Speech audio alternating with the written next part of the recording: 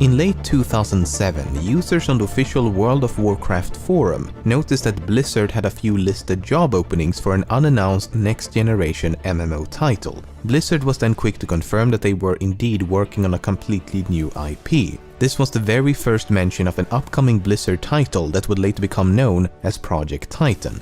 Over the next few years, Blizzard teased the game in various interviews and press releases, stating that the game was more ambitious than anything they had ever undertaken before. Unfortunately, the project turned out to be a bit too ambitious. In mid-2013, Blizzard announced that the project was being reassessed, and a year later, it was officially cancelled. Blizzard co-founder and CEO Michael Morhaime stated that the game was simply no longer a game that they wanted to make, it just wasn't fun. It was a quite severe setback, as the game had been in development for over 7 years and would have been the company's first new IP since the release of StarCraft in 1998.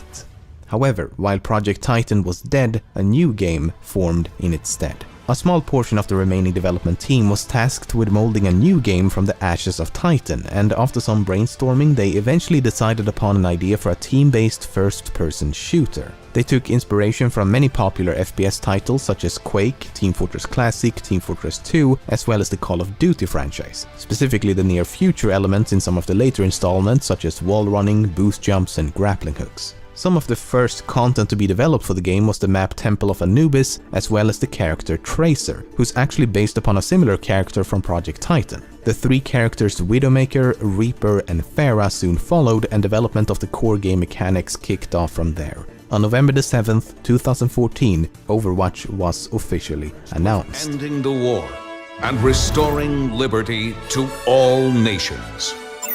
Overwatch. Soldiers. Scientists. While no one outside of Blizzard knows exactly how much of Titan transferred over to Overwatch, it's safe to say that it's a very different game.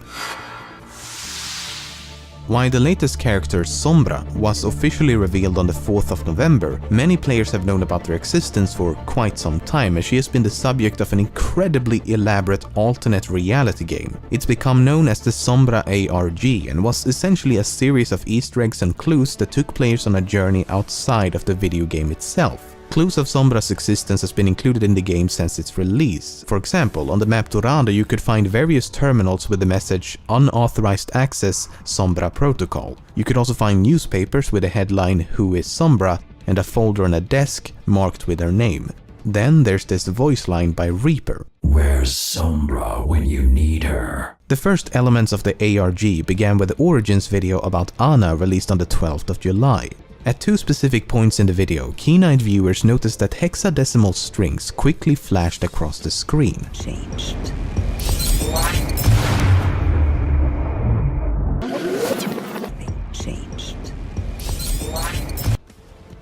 Once decoded, combined, and translated from Spanish, the two strings revealed this repeating message: "She who has the information has the power, Sombra." More hidden codes and symbols were soon discovered in other videos, and once decoded, they formed links to corrupted screenshots. These screenshots, along with an ominous post on the Overwatch forums, contained hidden information that could then be used to form two ASCII images of skulls. The information hidden within these skulls could then be used to form a link to a video. Clues in the video directed players to a website. The website was eventually updated with a cryptic message that mentioned Bastion. Players soon discovered that if you stood in front of one of the aforementioned terminals while playing as Bastion, he would begin to emit a series of beeps. This turned out to be Morse code and formed a link to yet another website. The website contained a phone number, and when called, a woman could be heard listing a series of numbers in Spanish. 23, 4, 14, 8, 6. The numbers allowed players to access various sections of the site, and the ARG ultimately ended with a message about a hack on the in-game Russian company Volskaya Industries, thus tying the Sombra ARG to the official introduction of Sombra in the animated short Infiltration, in which Sombra, along with Reaper and Widowmaker, does indeed infiltrate the company. On the other hand, one mystery that has yet to be solved is the cryptic language most frequently seen on the map Numbani. It's assumed to be the language of the Omnics, but no one knows if it's even translatable at this point. It can be found on various posters, street signs, buildings, and many other places. The language also appears in a Bastion highlight, as well as this emote by Zenyatta. So the question is, did the Overwatch team really create an entirely new language, or is it just cosmetics? Most video games are filled with allusions to other games, TV shows and movies, and Overwatch is no exception. On the map Nepal, you can find a sign with the title Ravenwood's Kitchen written in Nepali. This is a reference to a tavern known as the Raven featured in the Indiana Jones franchise. It was owned by the character Marion Ravenwood and was also located in Nepal. While playing Escort on the map Hollywood, you can hear a voice coming from inside the limousine. Man, I'm not paying you for your acting ability. Let's get moving! This is why I hate working with humans. What, Jesse McCree? That is a terrible name for a cowboy. The character inside the limo is an Omnic movie director named Halfred Glitchbot, and is an amalgamation of Hal from the movie 2001: A Space Odyssey and famous movie director Alfred Hitchcock. On the map Eichenwald, you can find a bonfire speared by a medieval sword, a clear reference to the iconic bonfires in the Dark Souls games. In the diner on the map Route 66, you can find a poster that reads "It's never too early for flapjacks," which is a reference to the movie Groundhog Day. And some flapjacks. Too early for flapjacks? A check in the same diner was apparently signed by a Diablo character known as Deckard Cain. It was also signed on the day of Diablo 3's release, and amazingly enough, you can actually scan the barcode at the bottom. Doing so will produce the message, "Cain lives." The Dr. Boom label on this soda machine is a reference to a popular card in Hearthstone, as well as an NPC in World of Warcraft. On the maps Eichenwald, Hollywood and Temple of Anubis, you can find wall-mounted skull trophies of creatures from the games StarCraft and Diablo. A sign on Route 66 reading "Deadlock Propane and Propane Accessories" is a reference to the animated show King of the Hill. I provide the people of this community with propane and propane accessories. Some of the characters' quotes are also taken from or inspired by other forms of media. For example, when Reaper says, I'm not a psychopath. I'm a high-functioning psychopath. he's paraphrasing Sherlock Holmes. I'm not a psychopath, Anderson. I'm a high-functioning sociopath. Do your research. When Sombra says, I know Kung Fu. she's quoting Neo from The Matrix. I know Kung Fu. This line by Mei 忽如一夜春风来，千树万树梨花开 is specific to snow-covered maps, as she is quoting an ancient Chinese poem about winter and snow. When Farah says, Fly like an Egyptian. she's referencing the song Walk Like an Egyptian. Walk like an Egyptian. This voice line by Winston Once more unto the breach. is a quote from a play by William Shakespeare. When Torbjörn says, Completion date. Then it's done. he's referring to Blizzard's long-standing policy of not announcing release dates early in development. In a similar fashion, Farah's line Play nice, play Farah. is a twist on one of the 8 core values at Blizzard: play nice, play fair. 2 quotes by Soldier 76 are references to a scene in the 1979 film Apocalypse Now. Smells like victory. I love the smell of pulse munitions in the morning. I love the smell of napalm in the morning. Smells like victory. And finally, 2 quotes by Sombra were taken from the cult classic Hackers. Mess with the best and die like the rest. Hack the planet. Mess with the best. Die like the rest. Hack the planet! Hack the planet! Shut up and get in the car! Hack the planet! Hack the planet! According to the game's lore, after Genji was severely wounded in a confrontation with his brother Hanzo, he was rescued by Overwatch agents who then augmented his body with cybernetics. However, Genji had trouble accepting his new cyborg modifications, and after some soul-searching ended up in Nepal. Here he met the Omnic monk Zenyatta, who helped him come to terms with his new existence, and he eventually decided to move into the monastery with Zenyatta as his mentor. What's interesting is that Genji's quarters can actually be found in the game. On the map Nepal, you can find this room, which is evidently where Genji lived during his stay at the monastery. There's a painting of him and his brother, the symbol of the Shimada family, a questionably stained mattress, a few swords, and a photo of Hanzo and Genji before they became estranged.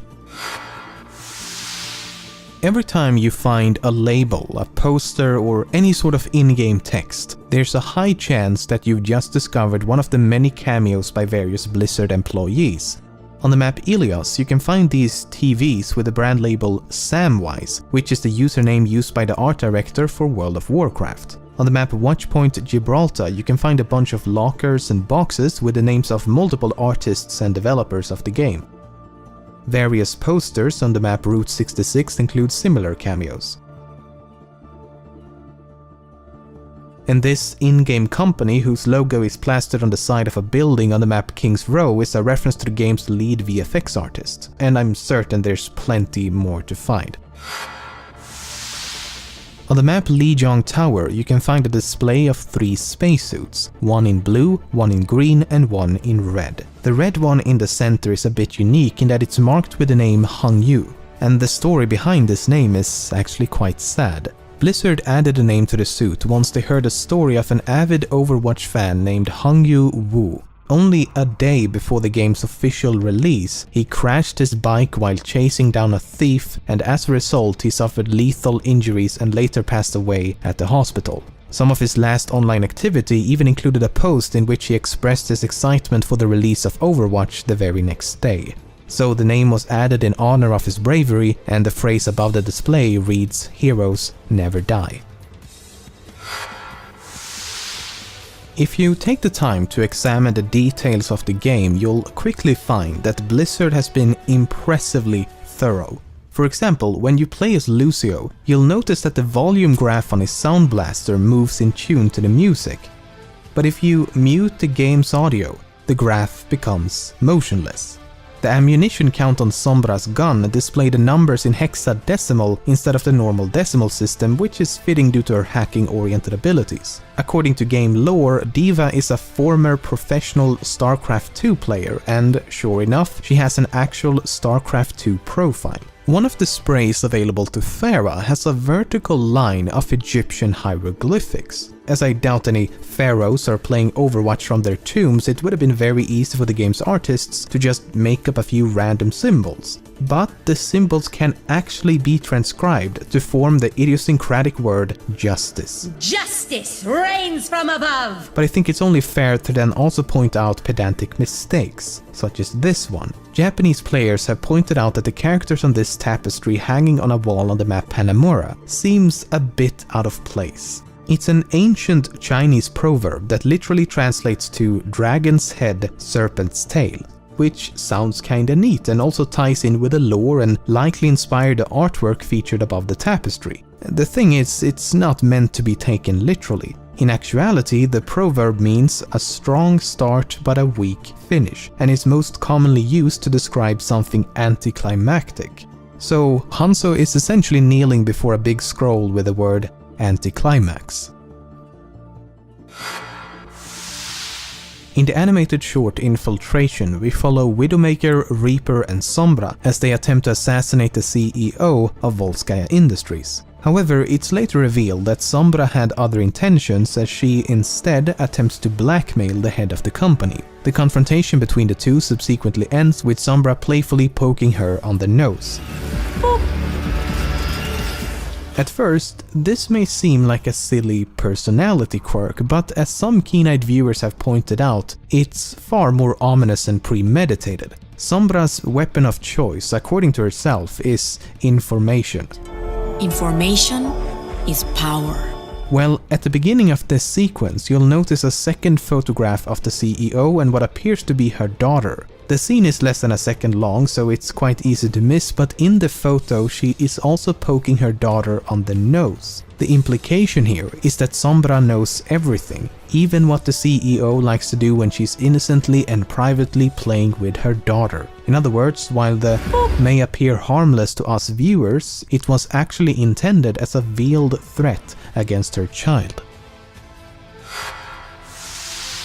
Similar to how Blizzard used an ARG to hint at the release of Sombra, a few of the other heroes in the game have been foreshadowed as well. For example, long before D.Va was added to the closed beta, this poster could be found in clear view on Hanamura. Before Anna was revealed and subsequently added to the game, an open folder containing her photo could be found on Temple of Anubis. The question is, what clues have Blizzard included for future heroes? The most likely example of such character foreshadowing is that of Doomfist. Doomfist is first mentioned in the initial cinematic in which the Doomfist Gauntlet is a central plot device. That's Doomfist's gauntlet!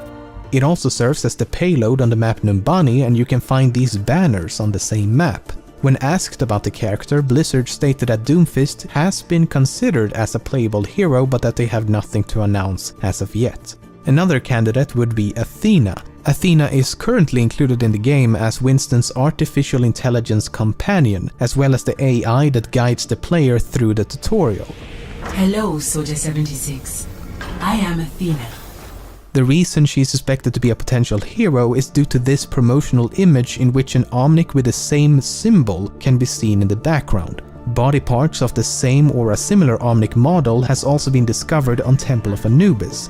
Then there's a quote by the lead writer for the game who talks about the team's desire for Athena to be more than just a voice. In the end, I guess it remains to be seen what the Overwatch team has in store.